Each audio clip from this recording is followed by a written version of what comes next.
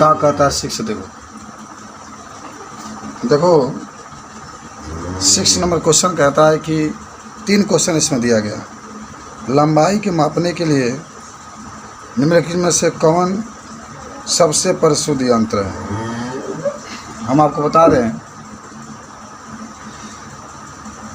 परिशुद्ध का मतलब क्या होता है। मान लीजिए कि आप कोई मीटर पैमाना है, उससे नापने के बाद माने 3-4 गो माने विधि से नापते हैं आप। नापने के बाद जिसमें सबसे कम त्रुटि आएगी, जिसका मान सबसे कम आएगा या कम त्रुटि आएगी, वही सबसे परिशुद्ध होता है।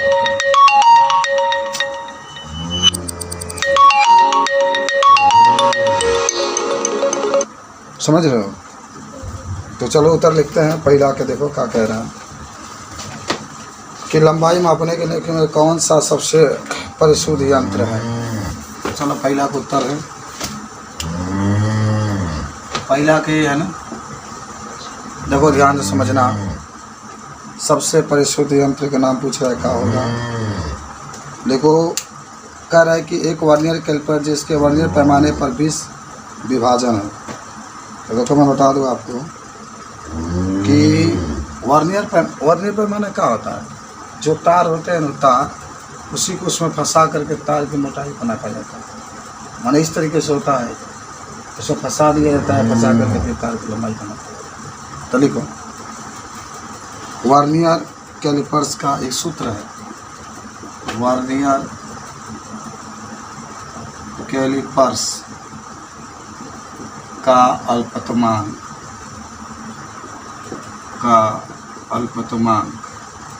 बराबर मुख्य पैमाने के एक छोटे खाने का मान। मुख्य पैमाने के एक छोटे खाने का मान।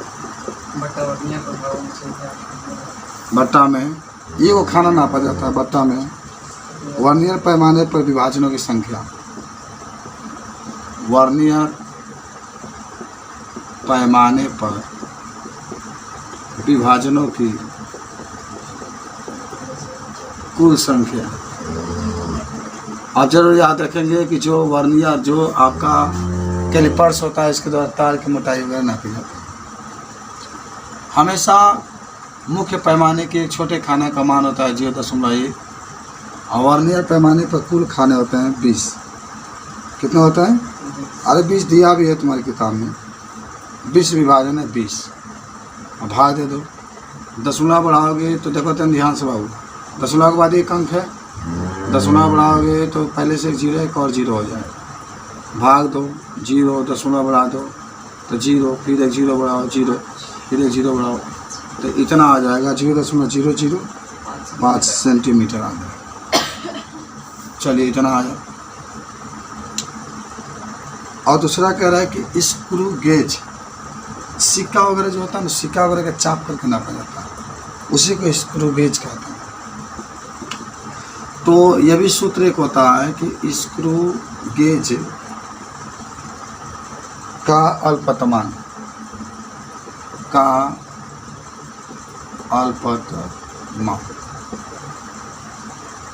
बराबर चौड़ी अंतराल। हाँ, चौड़ी अंतराल। चौड़ी माने जानते हो? हाँ, चौड़ी अंतराल भी बता रहे हैं। बट्टा में वृत्तीय पैमाने पर विभाजनों की संख्या। वृत्तीय पैमानों पर कुल विभाजनों की संख्या।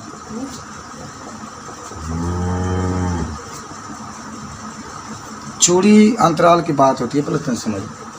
जैसे कोनो चीज़ को कसा जाता है, नट बोल्ट को कसते हैं ना, नट को देखना एक के बाद एक आता है, एक बात ऐसे कसा जाता है ना, उसी को चौड़ी अंतराल कहता है। समझिए क्या करे चौड़ी अंतराल। अरे मान लो कि का उतना दूर जगह है, इसको ही तुम लोग कस रहे हो इस तरीके से, तो कसते ना इस तरीके से, उसी को चौड़ी अंतराल कहते हैं।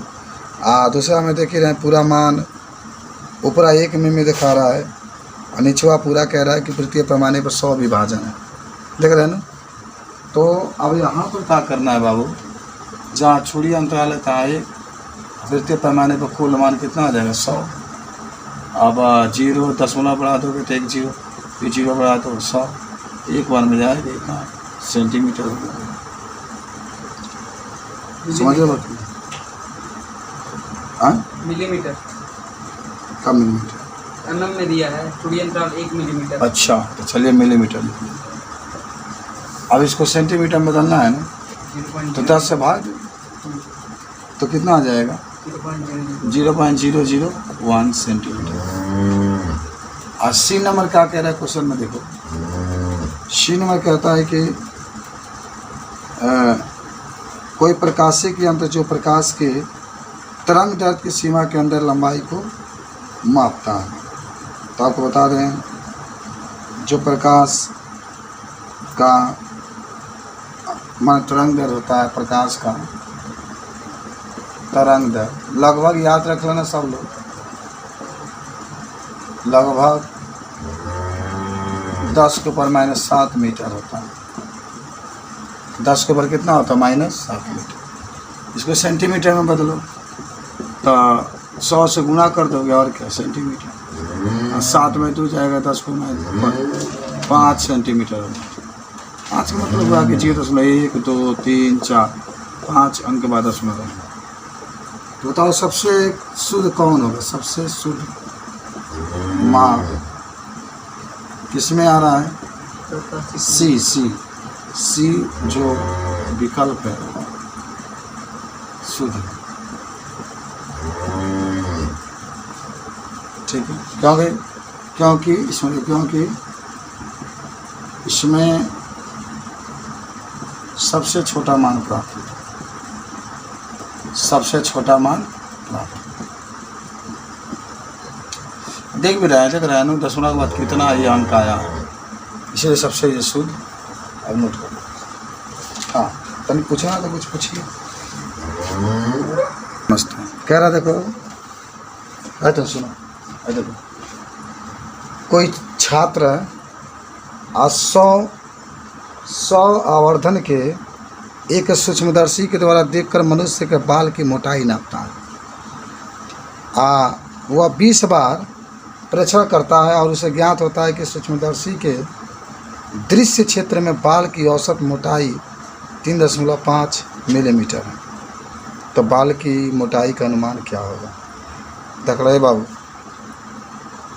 जौन सूक्ष्मदर्शी का आवर्धन क्षमता होला, तो जो नापल जला हो के आप बाटा में वास्तविक लंबाई, वास्तविक मतलब का भाई सुना, एक कलम हो गया, कलम का मान लो कि 10 सेंटीमीटर इसका माप है, वास्तव में है ही 10 सेंटीमीटर, और हमने नापा, जो मान आया उसको आभासी माप कहते हैं।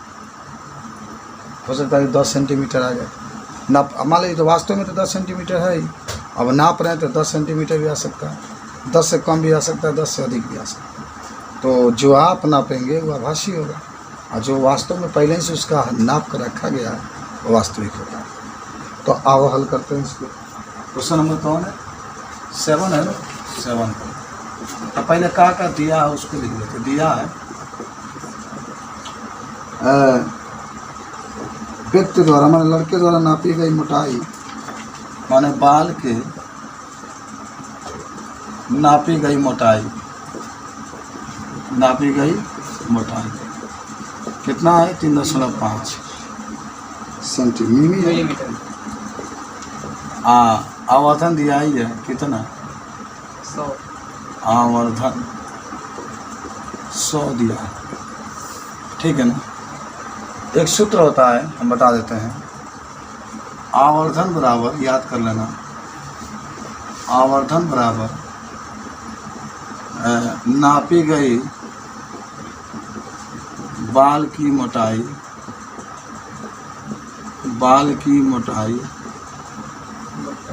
बटा में बाल की वास्तविक मोटाई। एक वास्तविक मोटाई पूछा तो मैंने अनुमान लगा कितना हुई, तो हई चल गई ऊपर, यानी बाल की वास्तविक मोटाई, बराबर वास्तविक मोटाई बराबर नापी गई बाल की मोटाई, तथा आवर्धन नापी गई बाल की मोटाई बटा में आवर्धन। तो नापी गई मोटाई आ रहा है 0.5 नहीं 3.5, आवर्धन 100 भाग दे तो 0.035। इस तरीके से हम बता सकते हैं। समझ में आया? हाँ, लग जाएगा।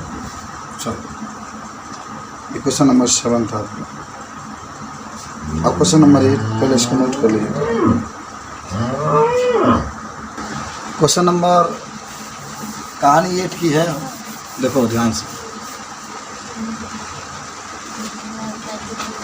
धारा 8 नंबर में समझ रहे हो कि आपको बस समझना ध्यान से बाबू, कि आपको एक धागा दे दिया जाए। क्या दे दिया जाए? धागा। 1 मीटर पैमाना दे दिया जाए, तो आप उसके धागे का व्यास कैसे नापेंगे? व्यास का मतलब जानते हैं ना? धागे का व्यास का मतलब, जैसे धागा है ना, देखो ऊपर देखो सब लोग, जैसे धागा है तो यहाँ से इसकी कितनी मोटाई है उसी को हम लोग व्यास कहते हैं। देख रहे ना, जितना इसकी मोटाई होगी उसी को क्या कहते हैं? व्यास। तो कैसे नापेंगे? तरीका हम बताते हैं। क्यों पूछते कि मान लो कि खूब पतला धागा है, इसका व्यास आप कैसे नापेंगे? तो क्या करेंगे? ऐसे ही बेलनकार एक छड़ लेंगे, ये वाला छड़। अब बेलनकार छड़ लेके ब्लैक बोर्ड पर बता देते हैं। एक बेलनकार इस तरीके से छड़ लेंगे, ठीक। छड़ लेके इसके ऊपर हम लोग धागवा को लपेट देंगे, एकदम माने सटा सटा के लपेटेंगे इस तरीके से। क्या कर देंगे? धागा का एकदम माने समझिए कि सटा सटा के लपेटेंगे। तो कुछ ना कुछ जो आपका ही जो जिस पर लपेटे उसकी लंबाई होगी ना, तो यहाँ से जो ए नंबर का उत्तर होगा कि क्या किया? धागा का व्यास बराबर, धागा का व्यास बराबर जो बेलनकार जो आप लिए हैं, लकड़ी का जो भी लिए हैं, बेलनकार पदार्थ की लंबाई, बेलनकार पदार्थ की लंबाई और बटा में कुल लपेटों की संख्या, लपेटों की संख्या। समझा? तो समझ सीखे का हमने यही सीखा कि जो बेलनकार होगा उसी कैसे माने जो भी माने इसका लंबाई होगा, जिसमें आप धागा को लपेट रहे हैं, वो लंबाई और कुल लपेटों की संख्या, इसी से हम लोग क्या कर लेंगे? निकालेंगे। समझ में? हाँ, भूला गए? अब आ जाओ सेकेंड नंबर, बी नंबर क्या कहता है? देखो बी नंबर कहता है कि देखिए लिखा होगा कि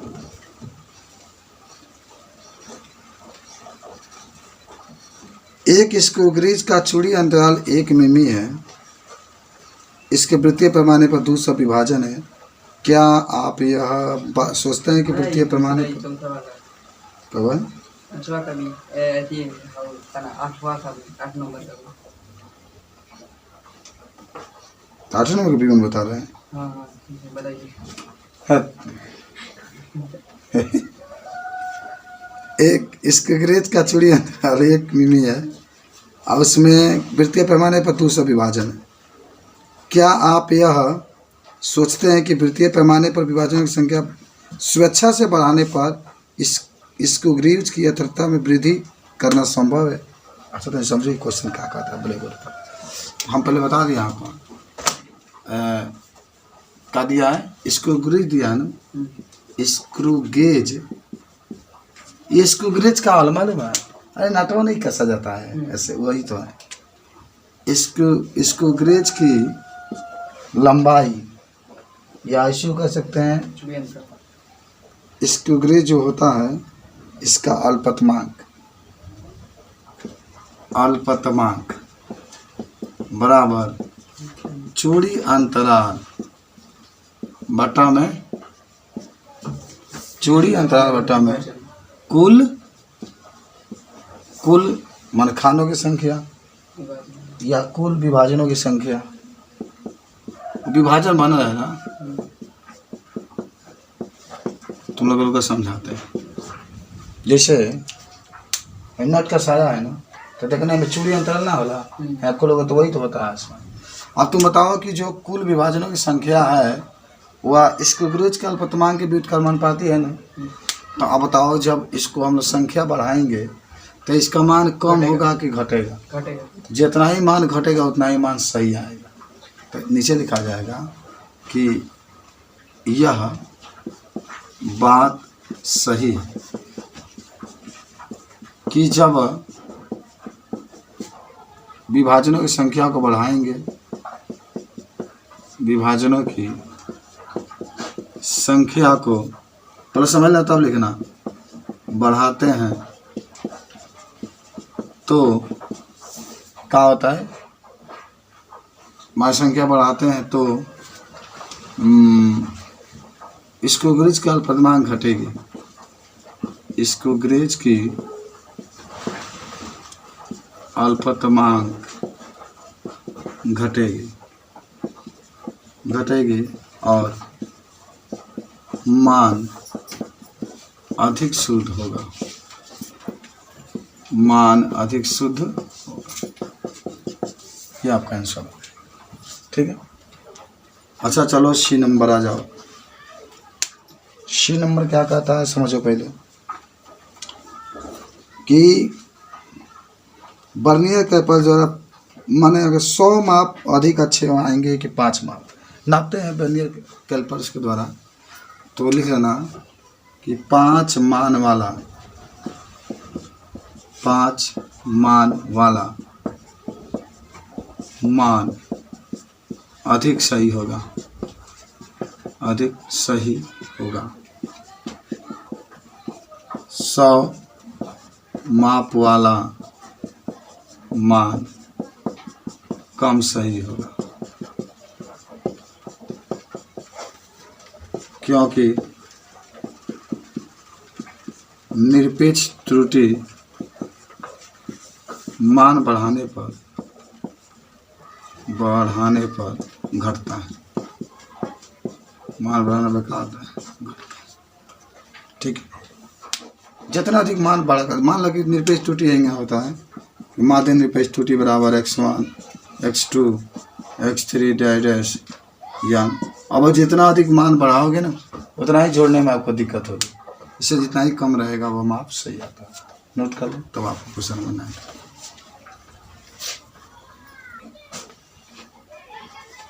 क्वेश्चन नंबर 11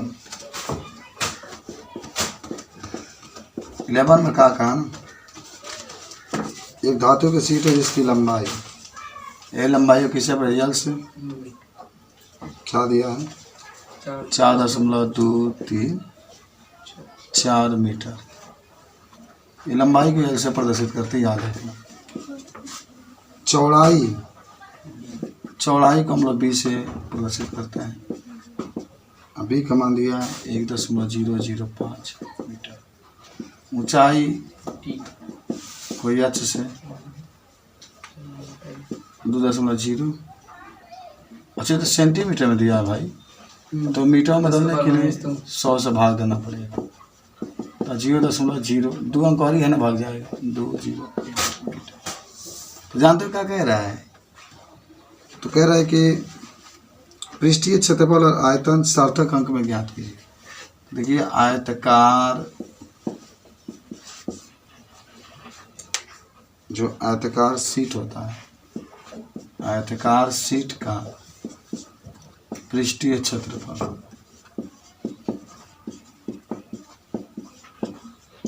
2 LBH एल के जब लिखो 4.234 1.005 1.005 गुणे 2 नहीं वही वाला मान लिखा है 0.201 प्लस एच का मान अरे यही है यल कमान हो रहे 4.234 तो 2 लिखो, ये गुणा कर दे पे इसमें तो करोगे तो आ जाएगा। देखो 4.2551 4.2551 बस। अब इसका गुणा इसमें कर दो, इसका गुणा इसमें करोगे तो आ जाएगा 0.20 205 0.020 205। 2005। ठीक है, प्लस 85 10 34। अब इनका गुणा 0.0 85 10 34 2 लिखो। अब भाई जोड़ तो देंगे ही नहीं आप लोग, जोड़ दीजिएगा तो जोड़ना पा जाएगा 4.3604 मीटर। अब 2 से गुणा कर दो इसमें तो आ जाएगा 8.720947 मीटर। लेकिन जब सार्थक अंक में लिखना है तो स्क्वायर आ जाएगा सार्थक अंक में। तो मैं देख लो 0.0 के बाद 2 ही अंक है यहाँ पर, ठीक है ना।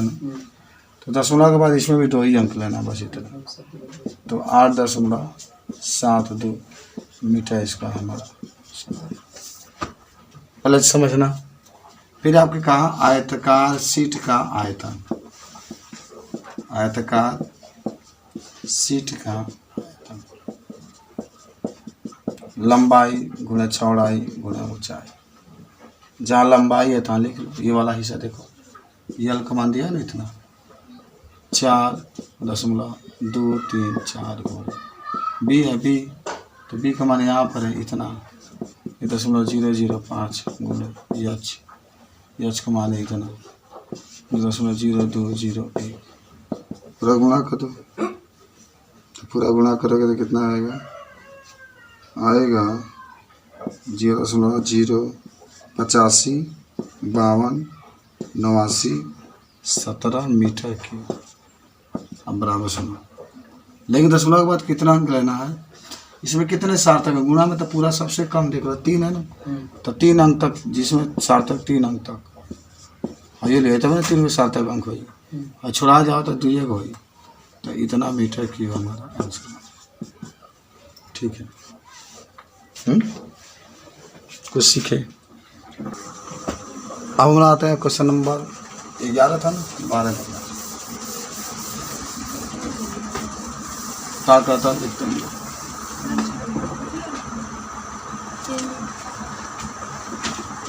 12 का हल करेंगे। करा कि पंसारी एक तुला द्वारा कुछ डिब्बा को नापता। चलो भाई पहले डिब्बा का दरमान दिया जाता है, पहले समझना बाबू तो नहीं। पंसारी ये नापता है, डिब्बा का दरमान दिया गया 2300 किलोग्राम का कि 2.300 किलोग्राम। अरे देखो बताओ 30। और सोना का 2 टुकड़ा बा, सोने का पहला टुकड़ा का द्रव्यमान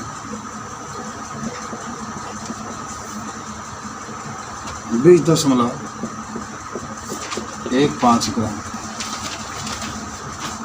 और सोने के दूसरे टुकड़े का द्रव्यमान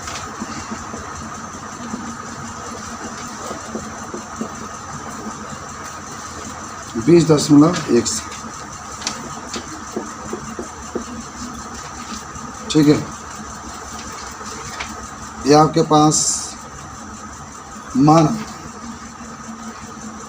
तो कह रहे हैं कि डिब्बे का कुल द्रव्यमान कितना होगा और उचित सार्थक अंकों तक टुकड़े के द्रव्यमानों में कितना अंतर होगा। टुकड़ा की जो द्रव्यमान है इसमें कितना अंतर होगा, मुझे बताओ कैसे तीनों को जोड़ेंगे। क्योंकि पहला में कुल द्रव्यमान पूछा है, कुल द्रव्यमान कैसे जोड़ेंगे? हम आपको कुछ बता दें। ये किलोग्राम में है, ये ग्राम में है, सबको किलोग्राम में चेंज करो। ये जो किलोग्राम वाला है इसको ऐसे ही लिखो, प्लस करो, इसमें भी 1000 से भाग दे दो, प्लस करो, इसमें भी 1000 से भाग दे दो। अतः दरमाने का अंतर पूछा था टुकड़ा वाला के, तो यही में से ही हटा देना, आंसर आ जाए। तो सुनो, कहा तो सही है, 2.300 किलोग्राम सही है, प्लस ऐसा ही नहीं है 20.15 में 1000 से भाग दे दोगे तो किलोग्राम में बदल जाएगा। ये सही नहीं है 20.17 में 1000 से भाग दे दोगे तो भी किलोग्राम, तो 2.3033 किलोग्राम। और 3 अंक है ना भाग जाए तो 0.0 बढ़ी तब 2015 किलोग्राम। और यह 0.0 बढ़ी तब 2017 किलोग्राम। अब इसको जोड़ें, 10 को 3 अंक मानो, है ना, कितना 4 है ना, 5 है ना, तो 5 है, 1 2 और 0 बढ़ा दो, क्या करें? तो ये 7, ये 5, ये 0, 7 5 12 के 2 हाथ में, ये 1 1 2 2 1 3 3 रहेगा, 0 0 0 0 रहेगा, 2 2 4 और 0 को 4 रहेगा, और फिर क्या रहेगा 3 रहेगा, और 2.340 के इतना किलोग्राम पूछा। और फिर पूछा है बी में, ये नंबर है बी में, टुकड़े का जो सोने का टुकड़ा इसका अंतर पूछ रहा है। तो सोने का टुकड़ा का अंतर, तो बड़ा वाला कितना है, ये तो है बात, ये वाला है 20.17 माइनस 20.15, 17 में 5 जाए 15 जाएगा, तो 20 में 20 का 0, इतना किलोग्राम ग्राम में दिया है। इस तरीके से इसका लिख लो।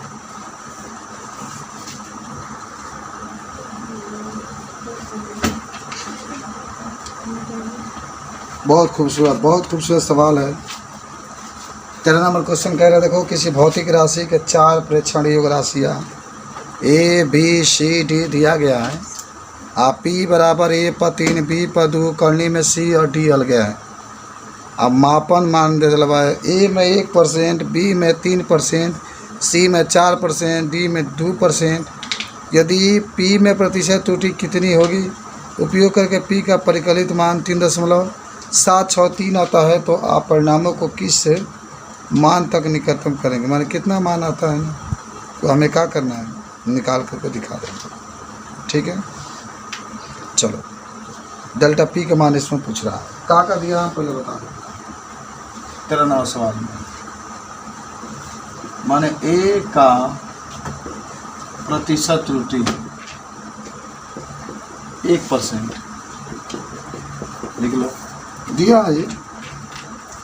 और B का कितना भाई? B में 3% दिया है ना, 3%। C में 4%, D में 2%। डेल्टा P का मान आपको निकाल, का दिया हम बताते, दिया है P बराबर A पर 3 और B पर 2 और करनी में C 3, इतना दिया है ना। अब देखो कैसे, एक और मान दिया है यहाँ पर, P बराबर दे दिया है, P बराबर भी दिया है नीचे देखो ना, P का परिकलित मान 3.763 दिया। ठीक है, चलो तो पहले लिखेंगे ना प्रतिशत में लिखने का, ऐसा समझो तो नहीं, प्रतिशत में लिखने का। जब प्रतिशत में लिखोगे तो क्या होगा, देखो P को क्या लिखोगे, डेल्टा P बटा P गुणे 100। A पर 3 का लिखोगे, 3 आ गए, और डेल्टा A बटा A गुणे 100 प्लस, और 2 आगे आ जाएगा डेल्टा B बटा B गुणे 100।